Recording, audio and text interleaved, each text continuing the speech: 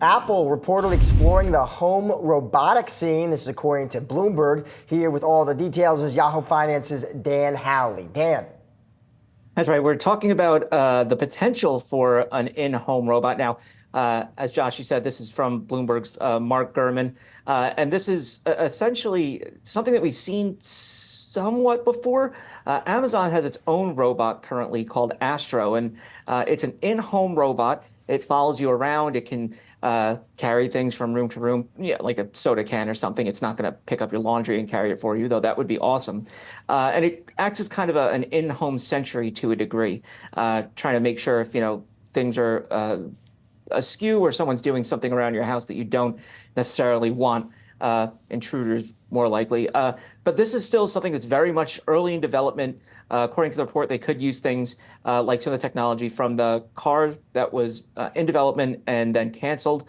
Some of the technology to help navigate around the home that could be come from some of the car stuff. So there's things already in the works or that were in the works that could be repurposed for this. I think the bigger question is whether people want a robot following them around their home or something along those lines. And, Amazon's Astro is still a very niche product, relatively small and expensive. I think if people were clamoring for something like this, they would have brought it up already. It's not going to be, like Rosie from the Jetsons. It's not going to talk to you or anything like that. It's going to be just a little robot that follows you around, if that's what Apple actually ends up coming out with. Yeah, as somebody shared a tweet with from the team, like, if the robot's not going to do my dishes and clean my house so that I can do stuff I want to do, and I don't know how interested I am. But speaking of Amazon as well, they are also making some changes to personnel. Some of this has to do with the reporting that we heard about recently that they were closing some of their in-person stores, but it does seem to be more than that. What's going on there?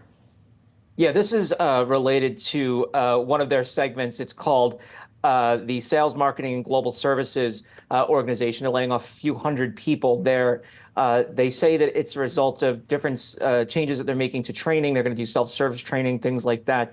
They're also going to be eliminating some people who worked with the physical stores related to a shift away from, in some of the stores, from the larger stores, the kind of technology that allowed you to just walk out with goods. So it would use cameras around, allow you to just pick up what you want and take off. And the changes there seem to be that they're going to start removing those from larger grocery stores, but use them in smaller stores. And if you haven't used it before, it's basically, you go in, you pick something up off the shelf, cameras around are able to see what you're grabbing, and then you leave and it's charged to your card that you have on file when you initially walk in. And so what they're going to change that to is potentially some of the smarter shopping carts that they have where you can actually scan items as you drop them into your cart. So they're not fully eliminating the just, walk out technology. That's going to be something that's more for smaller stores.